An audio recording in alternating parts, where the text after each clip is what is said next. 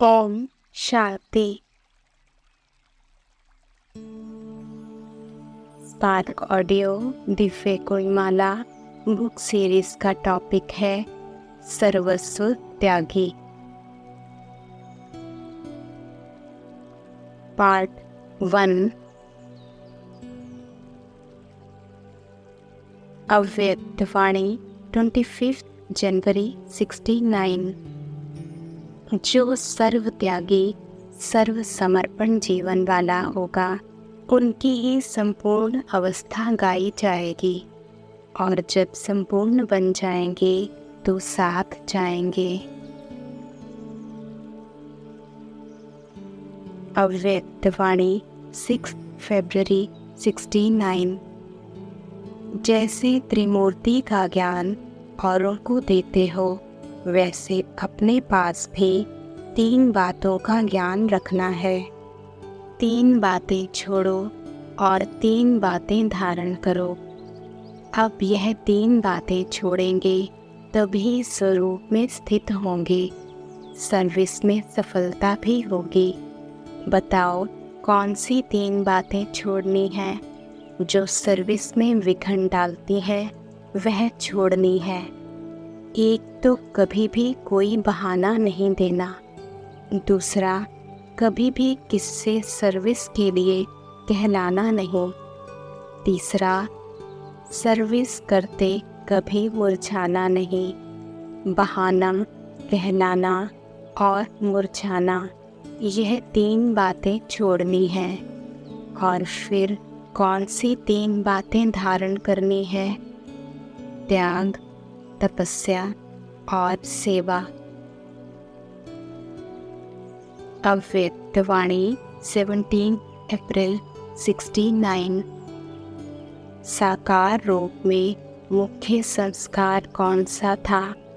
जो ब्रह्मा का संस्कार वह ब्राह्मणों का। साकार ब्रह्मा का मुख्य संस्कार कौन सा था? ब्रह्मा में तो वह संस्कार संपूर्ण रूप से देख लिया, लेकिन ब्राह्मणों में यथा योग्य यथाशक्ति है। उनका मुख्य संस्कार था सर्वस्व त्यागी। निरअहंकारी का मतलब ही है सर्वस्व त्यागी।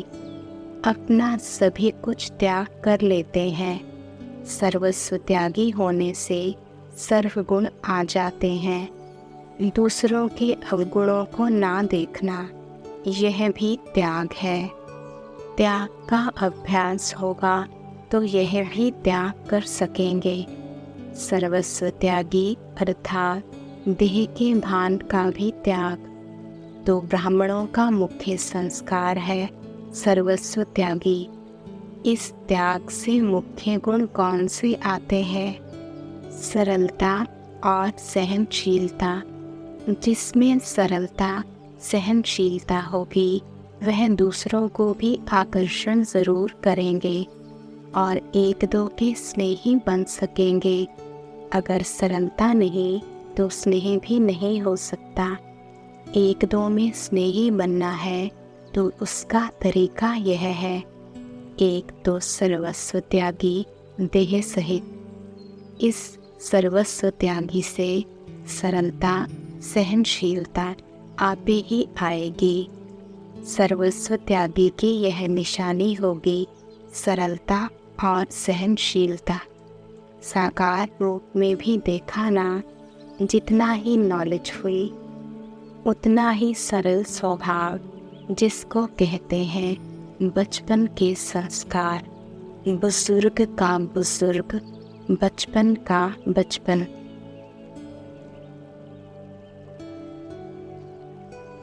अव्यक्तवाणी 17 मई 69।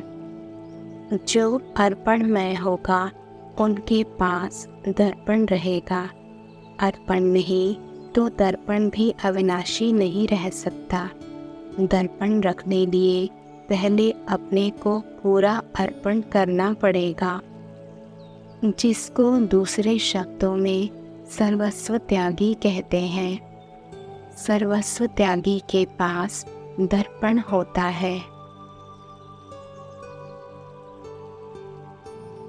अव्यक्तवाणी 23 जुलाई 69। निर्माण अर्थात अपने मान का भी त्याग। त्याग से फिर और ही ज़्यादा भाग्य मिलता है।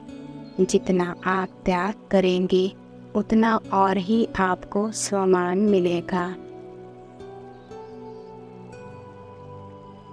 अव्यक्तवाणी 25 अक्टूबर 69। विशेष स्नेह है तब तो ऐसे समय भी आए हैं। त्याग भी किया है ना, अपनी नींद का त्याग किया है तो यह भी स्नेह दिखाया। अव्यक्तवाणी 24 अप्रैल 73। जिन्होंने जब से मन से त्याग किया अर्थात कोई भी देह के बंधन व देह के संबंध को 1 सेकंड में त्याग कर दिया, उनकी यह तिथि, तारीख और वेला सभी ड्रामा में व बाप दादा के पास नोंधी हुई है। अव्यक्तवाणी 8 मई 73।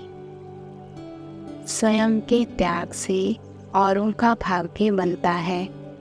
जहाँ स्वयं का त्याग नहीं वहाँ औरों का भाग्य नहीं बनता। बाप ने स्वयं का त्याग किया तभी तो आप अनेक आत्माओं का भाग्य बना। तो शुरू की स्थिति में स्वयं के सभी सुखों का त्याग था, इससे यह भाग्य बने। अब जितना त्याग उतना भाग्य बना रहे हो औरों का, इसलिए वारिस छिप गए हैं। तो अब फिर से वही महादानी बनने का संस्कार व सदा सर्व प्राप्ति होते हुए भी और सर्व साधन होते हुए भी साधन में ना आओ, साधना में रहो। अभी साधना कम है, साधन ज़्यादा है। पहले साधन कम थे, साधना ज़्यादा थी, इसलिए अभी निरंतर उस साधना में रहो अर्थात साधन होते हुए भी त्याग वृत्ति में रहो। अव्यक्तवाणी 6 फरवरी 74। समर्पण और सर्वस्व त्यागी किसको कहा जाता है? जो विकारों के सर्ववंश का भी त्याग करने वाले हैं। मोटे रूप में तो विकारों का त्याग हो जाता है, लेकिन विकारों का वंश अति सूक्ष्म है। उनका वंश सहित त्याग करने वाले ही महारथी अर्थात सर्वस्व त्यागी होगा। जब यहाँ वंश सहित सब विकारों का त्याग करते हैं तो वहाँ 21 वंश सहित निर्विघ्न और निर्विकार पीढ़ी चलती है। आधा कल्प दैवी वंश चलता है और आधा कल्प विकारों का शूद्र वंश भी बढ़ता जाता है। तो इस वंश को समाप्त करने वाले ही 21 वंश सहित अपना दैवी राज्य भाग्य प्राप्त करते हैं। अगर वंश के त्याग करते समय थोड़ी भी कमी रह जाती है तो वहाँ भी 21 वंश में थोड़ी कमी रह जाएगी। महारथी की यह निशानी है कि जब सर्वस्व अर्पण कर दिया तो उसमें तन, मन, धन, संपत्ति, समय, संबंध और संपर्क भी सब अर्पण किया ना। अगर समय भी अपने प्रति लगाया और बाप की याद या बाप के कर्तव्य में नहीं लगाया तो जितना समय अपने प्रति लगाया तो उतना समय कट हो गया।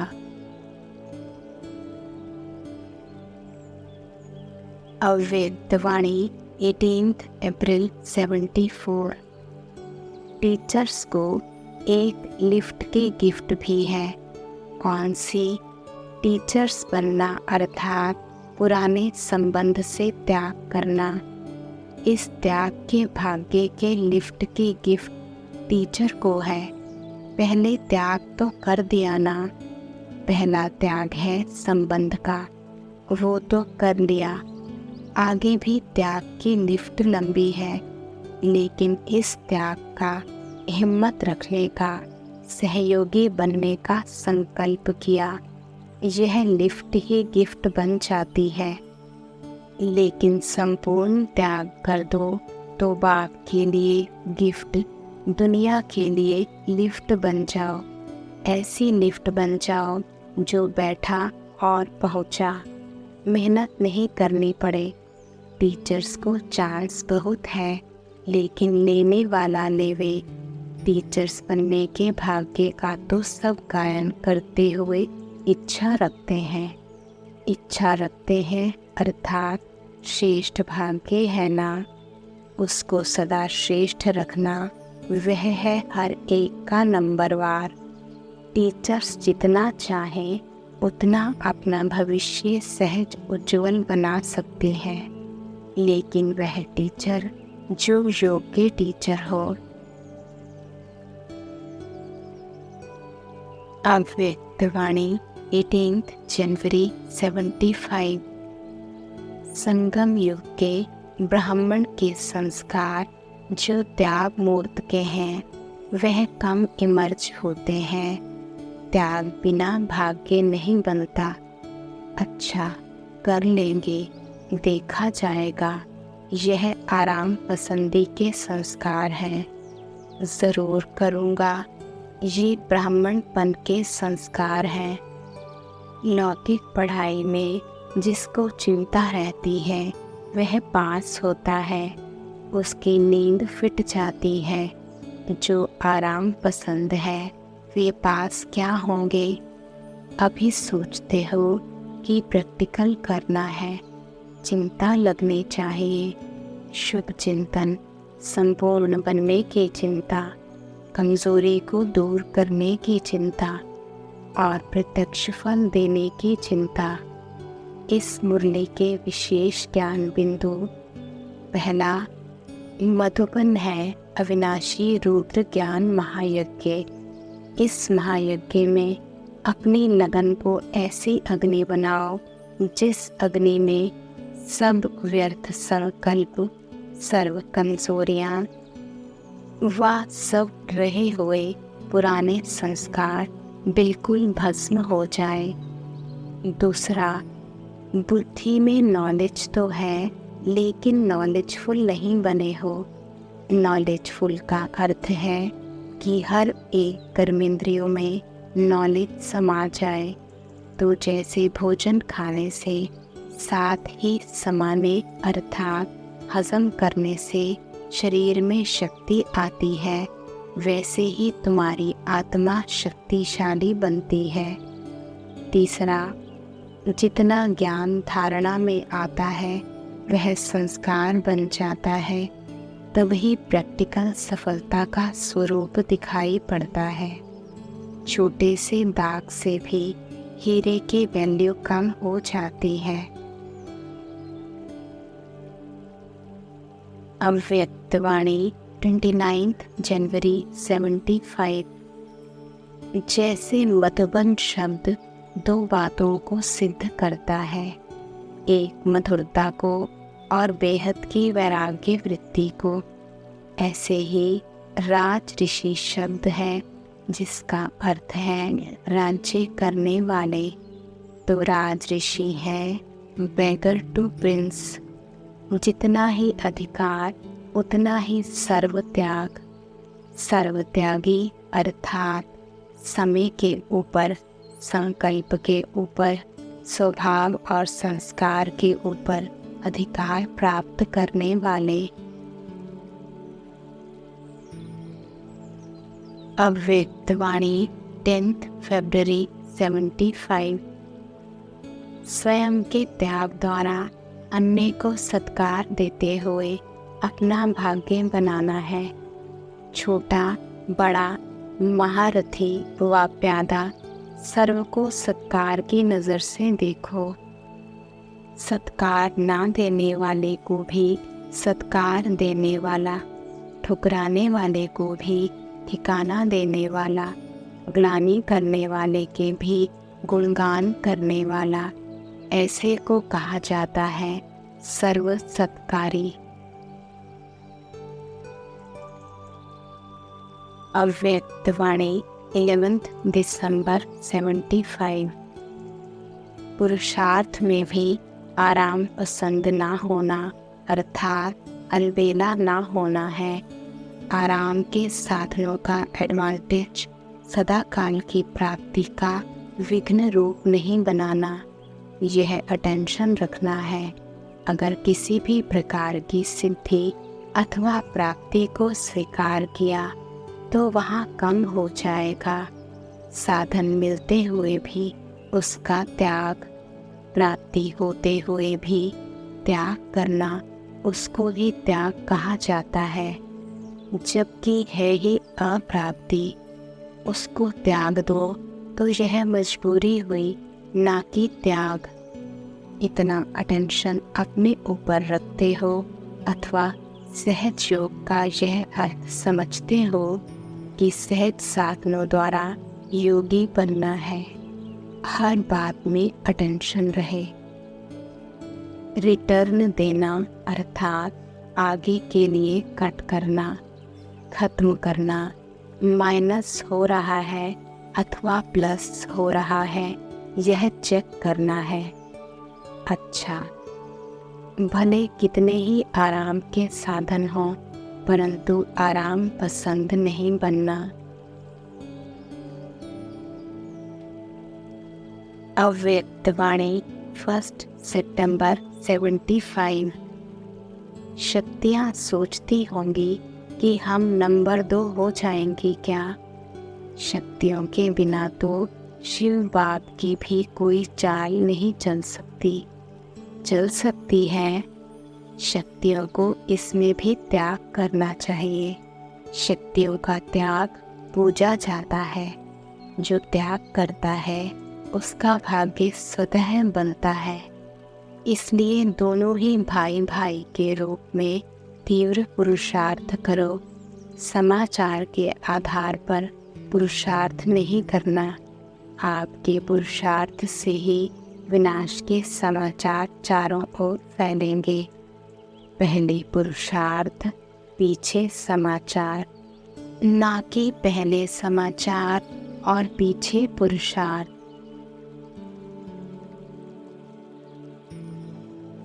अव्यक्तवाणी 27 सितंबर 75। पहली स्टेज 1 सेकंड में बेहद का त्यागी, सोच करते समय गंवाने वाले नहीं, लेकिन झट से और एक धक से बाप पर बलिहार जाने वाले। दूसरी बात, बेहद के निरंतर अथक सेवाधारी। और तीसरी बात, सदैव बेहद के वैराग्य वृद्धि वाले। बेहद के त्यागी, बेहद के सेवाधारी और बेहद के वैरागी। इन तीनों स्टेजेस से पार करने वाले ही विश्व महाराजन बन सकते हैं। साथ ही अंत में लाइट हाउस और माइट हाउस बन सकते हैं। अपने आप को चेक करो कि तीनों स्टेजेस में से कौन सी स्टेज तक पहुँचे हैं। स्वयं ही स्वयं का जज बनो। धर्मराजपुरी में जाने से पहले जो स्वयं का जज बनता है, वही धर्मराजपुरी की सज़ा से बच जाता है। बाप भी बच्चों को धर्मराजपुरी में नहीं देखना चाहते हैं। अव्यक्तवाणी 4 अक्टूबर 75। जब सर्व समर्पण किया तो सर्व अर्थात संकल्प, श्वास, बोल, कर्म, संबंध, सर्व व्यक्ति, वैभव, संस्कार, स्वभाव, वृत्ति, दृष्टि और स्मृति सबको अर्पण किया। इसको ही कहा जाता है समर्पण। समर्पण से भी ऊपर और पावरफुल शब्द स्वयं को सर्वस्व त्यागी कहते हो। सभी सर्वस्व त्यागी हो वह त्यागी, सर्वस्व त्यागी अर्थात जो भी त्याग किया, संबंध, संपर्क, भाव, स्वभाव और संस्कार, इन सबको पिछले 63 जन्मों के रहे हुए हिसाब किताब के अंश को भी वंश सहित त्याग किया हुआ है, इसलिए सर्वस्व त्याग कहा जाता है। ऐसे सर्वस्व त्यागी जिनका पिछला हिसाब वंश सहित समाप्त हो गया, ऐसा सर्वस्व त्यागी कभी संकल्प भी नहीं कर सकता कि मेरा पिछला स्वभाव और संस्कार ऐसा है। पिछला हिसाब अब तक कभी कभी खींचता है वह कर्म बंधन का बोझ, कर्म संबंध का बोझ, कोई व्यक्ति या वैभव के आधार का बोझ मुझ आत्मा को अपनी तरफ आकर्षित करते हैं। यह संकल्प व बोझ सर्वस्व त्यागी के रहे हैं। सर्वस्व त्यागी सर्व बंधनों से मुक्ति, सर्व बोझों से मुक्ति, हर संकल्प में भाग्य बनाने वाला पद्मा पदम भाग्यशाली होगा। ऐसे के हर कदम में पद्मों की कमाई स्वतः ही होती है। ऐसे सर्वस्व त्यागी होना, शब्द के अर्थ स्वरूप में स्थित होना, बोलने वाले नहीं लेकिन करने वाले और अनेकों को कराने वाले होना मुश्किल तो नहीं लगता है।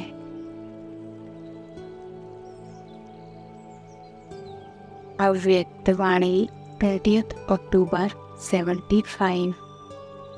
वह यही है कि सारे दिन में सर्व प्रकार के त्याग मूर्त रहे अथवा कहीं त्याग मूर्त के बजाय कोई भी साधन व कोई भी वस्तु को स्वीकार करने वाले बने। जो त्याग मूर्त होगा वह कभी भी कोई वस्तु स्वीकार नहीं करेगा। जहाँ स्वीकार करने का संकल्प आया तो वहाँ तपस्या भी समाप्त हो जाएगी। त्याग तपस्या मूर्त जरूर बनाएगा। जहाँ त्याग और तपस्या खत्म वहाँ सेवा भी खत्म। बाहर से कोई कितने भी रूप से सेवा करे, परंतु त्याग और तपस्या नहीं तो सेवा की भी सफलता नहीं। कई टीचर्स सोचते हैं कि सर्विस में सफलता क्यों नहीं। सर्विस में वृद्धि ना होना वह तो और बात है, परंतु विधि पूर्वक चलना यह है सर्विस की सफलता। तो वह तब होगी जब त्याग और तपस्या होगी। मैं टीचर हूँ, मैं इंचार्ज हूँ, मैं ज्ञानी हूँ या योगी हूँ, यह स्वीकार करना, इसको भी त्याग नहीं कहेंगे। दूसरा भले ही कहे परंतु स्वयं को स्वयं ना कहे। अगर स्वयं को स्वयं कहते हैं तो इसको भी स्व अभिमान ही कहेंगे। तो त्याग की परिभाषा साधारण नहीं। यह मोटे रूप का त्याग तो प्रजा बनने वाली आत्माएं भी करती हैं, परंतु जो निमित्त बनते हैं उनका त्याग महीन रूप में है। कोई भी पोजीशन को या कोई भी वस्तु को किसी व्यक्ति द्वारा भी स्वीकार ना करना, यह है त्याग। नहीं तो कहावत है कि जो सिद्धि को स्वीकार करते तो वह करामत खैर खुदाई। तो यहाँ भी कोई सिद्धि को स्वीकार किया जो ज्ञान योग से प्राप्त हुआ, मान व शान, तो यह भी विधि का सिद्धि स्वरूप प्रारब्ध ही है। तो इनमें से किसी को भी स्वीकार करना अर्थात सिद्धि को स्वीकार करना हुआ। जो सिद्धि को स्वीकार करता है उसकी प्रारब्ध यहाँ है खत्म, फिर उसका भविष्य नहीं बनता। तो टीचर्स की चेकिंग बड़ी महीन रूप से हो। सेवाधारी के नाते से त्याग और तपस्या निरंतर हो। तपस्या अर्थात एक पाप की लगन में रहना।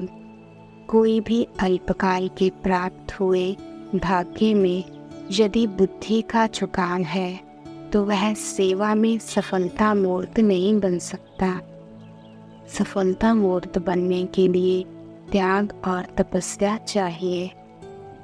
त्याग का मतलब यह नहीं कि संबंध छोड़ यहाँ आकर बैठे, नहीं, महिमा का भी त्याग, मान का भी त्याग और प्रकृति दासी का भी त्याग, यह है त्याग। फिर देखो, मेहनत कम, सफलता ज़्यादा निकलेगी। अभी मेहनत ज़्यादा, सफलता कम। क्यों? क्योंकि अभी इन दोनों बातों में अर्थात त्याग और तपस्या की कमी है। जिसमें त्याग तपस्या दोनों है, वह है यथार्थ टीचर, अर्थात काम करने वाला टीचर। नहीं तो नाम मात्र का टीचर ही कहेंगे। अव्यक्तवाणी 5 जनवरी 77। जो अति प्रिय वस्तु होती है वह समीप स्थान पर होती है। वह स्थान है एक नैन और दूसरा दिल। तो दिल में समाने वाले श्रेष्ठ हैं या नैनों में समाने वाले श्रेष्ठ हैं? दोनों में नंबर 1 कौन? दोनों का महत्व एक है या अलग अलग? जो समझते हैं दोनों का महत्व एक है, अथवा जो दिल में होते सो नैनों में होते हैं, वे हाथ उठाओ। जो समझते हैं कि दोनों का महत्व अलग अलग है, नैनों में समाने वाले अलग, दिल में समाने वाले अलग, वे हाथ उठाओ। एक होते हुए भी अलग अलग महत्व है, इसलिए दोनों ही ठीक है। जब इतने त्यागी और तपस्वी बच्चे अपने अनेक धर्मों और अपनी देह के धर्म के कर्म में हर एक रस्म का त्याग कर बाप दादा की याद की तपस्या में लगे हुए हैं, ऐसे त्यागी और तपस्वी बच्चों को फेल कैसे कर सकते हैं? इसलिए सदा पास हैं। विदेशी सभी में पढ़ते हैं क्योंकि बिजी रहते हैं।